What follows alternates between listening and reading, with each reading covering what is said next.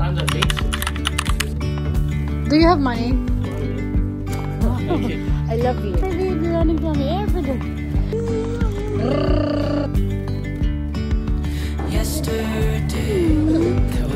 Hindi ko siya nabisita dahil hindi pa ako ready. But I wash dishes. you wash dishes? Wash dishes. Wow. Really? Dirty dishes? How many of you guys? How many of you?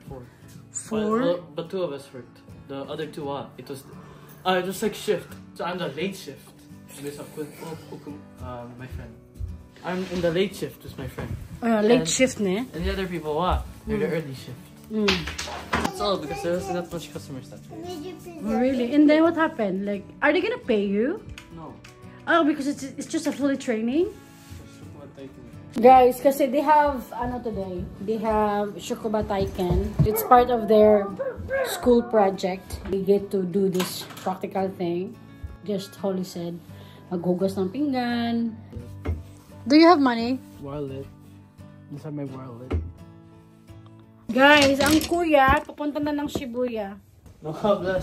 No habla. H does not pronounce. No habla. Guys, ang kuya natin, big boy na talaga. My love, carried you in my tummy for 9 months. I love you, ne? I ate a lot of stuff, food that I never ever imagined to eat in my life, just for you to be healthy inside my tummy. I never let any fly, ne, land on you. What I'm trying to say is take care of yourself the way I will take care of you. Do you understand that? Yes, ma'am. Okay. Yes, ma'am. You are very precious to me. We will pick you up, okay? Do you understand that? Is that clear? Yeah. Always update mommy. No leave. Okay. I love you. Bye, ma'am. Message mommy, okay? Te amo. I'm worried kasi medyo may biyahe kasi sa din siya. Sa train. Pati pa yan si Kuya Holik. Nung bata pa yan. Kapag nasa labas kami. Minsan nasabi ko, te amo, te quiero mucho, yung mga ganon. Minsan kasi may mga bullying na bata, di ba? Ayoko naman siya i-bully. Big thing kasi dito kapag ganyan sa mother. Pag masyadong close sa mother. Tinatawag nila agad na mama's boy, mazokon. Pero, never mind naman si Holly. Ako yung nagmamind. Ayoko siya magkaroon ng mga ganong encounters, you know? Ako yung umiiwas. Lord God, please take care of my son. We need to... Hindi ko pa nasabi kay daddy, pero kami na lang yung susundo sa kanya sa Shibuya. Nakalink naman si Kuya sa akin, kaya pwede ko namang yung address niya.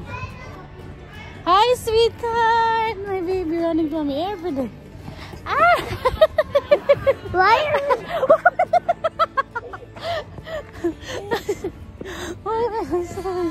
Ganyan siya lagi, guys.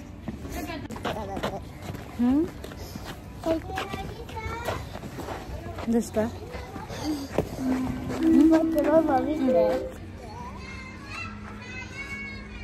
Sarah.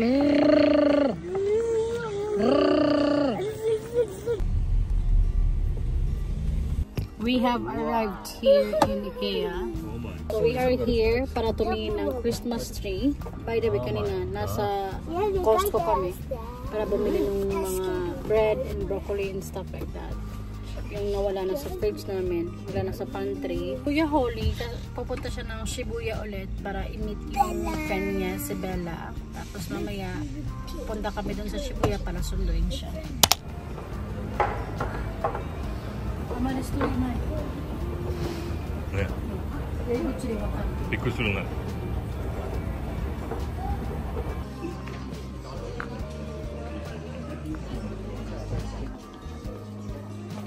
Ito yung napili namin.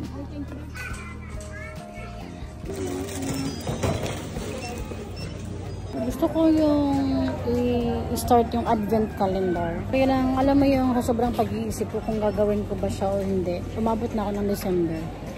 Ito, bumili ako ng ito. Yan. I don't know. Hindi ko alam. Hindi ko alam kung ano ang gagawin. But you need to buy gift first before you write our card and then already? Not yet? Good evening. Mag-live tayo. Baby is there. Wow, so beautiful. We are on our way to Shibuya para sunduin ng kuya.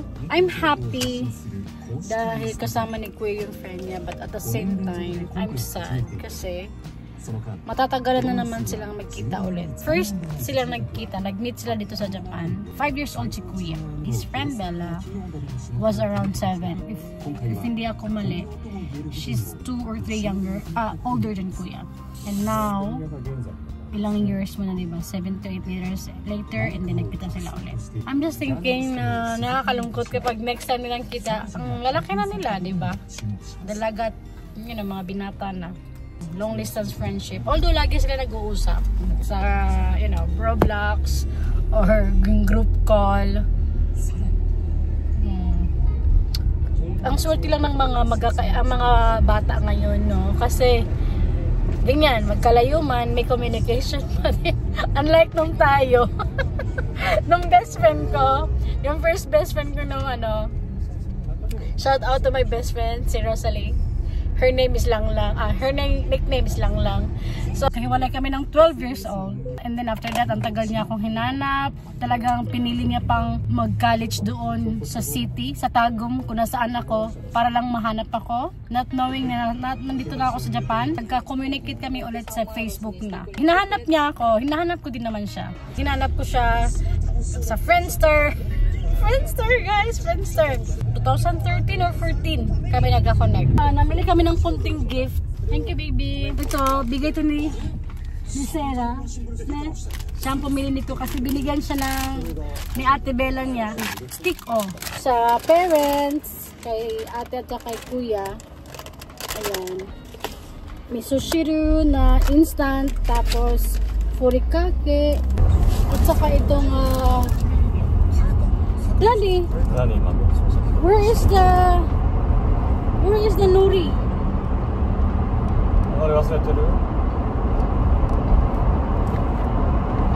Yeah, it's not here.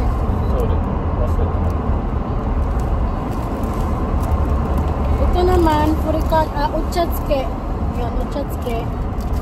Nakalimutan ni daddy yung nori. Gusto kong umiyak.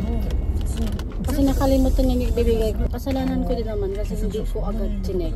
Hati kami dun sa pagkakamali. Anyway.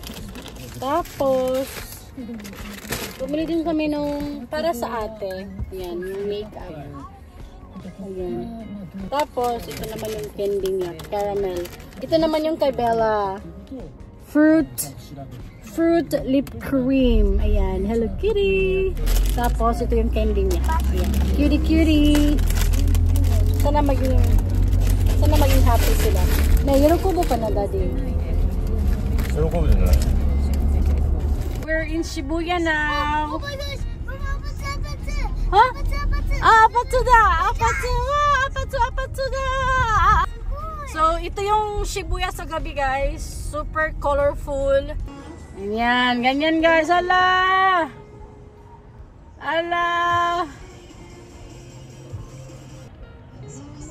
Ayan. Guys, mga ano yata yun, mga TikTokers or mga YouTuber. Ayan. Nasa gitna sila ng para ipakita sa video.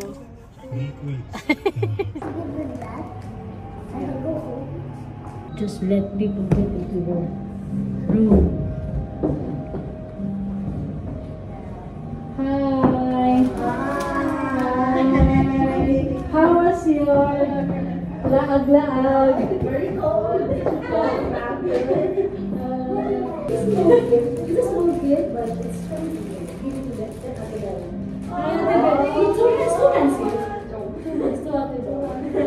it's a fruity cream. And then Sarah just is right here. Because you give her frutos and tickle down. Try, okay? We said bye-bye na, guys. I'm telling not to cry because when he's 5, he cried a lot when they said bye-bye with Bella. I'm happy. They were happy with the small gifts. With our small gift. Okay, here we are. I'm feeling Okay. Let's go to their place when we go to Philippines, okay? Daddy! Yes! They're not from Davao, like Davao. They're from Tagum. And that is where I lived for a very long time, yo. Taga-Tagum day sila. Dagang gig-chika. Nagchika-chika mi. Kung taga-Tagum, kailan kong Tagum. Panang sakripisyo na dito.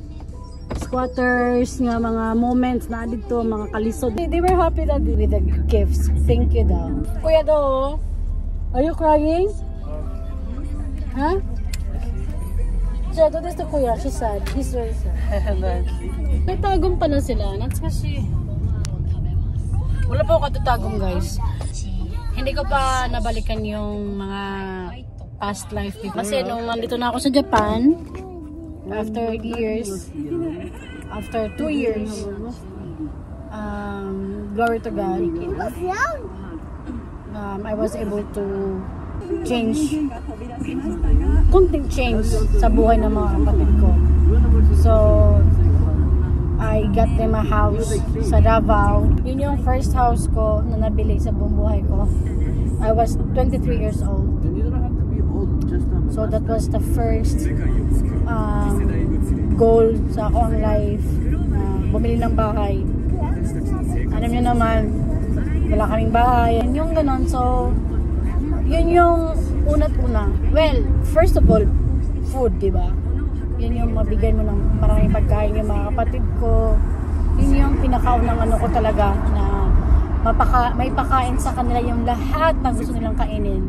And I'm so happy dahil after 2 years, simula nung nakaalis ako ng Pilipinas sa awa ng Diyos.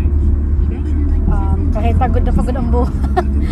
pagod ang katawang lupa ko dahil hindi ako halos natutulog nung nag-work ako. Araw-gabi at like, whole week. May mga ano pa yan, may mga sideline job pa ako pag weekend. As in, wala talagang pahinga, trabaho lang. Walang life, work lang talaga.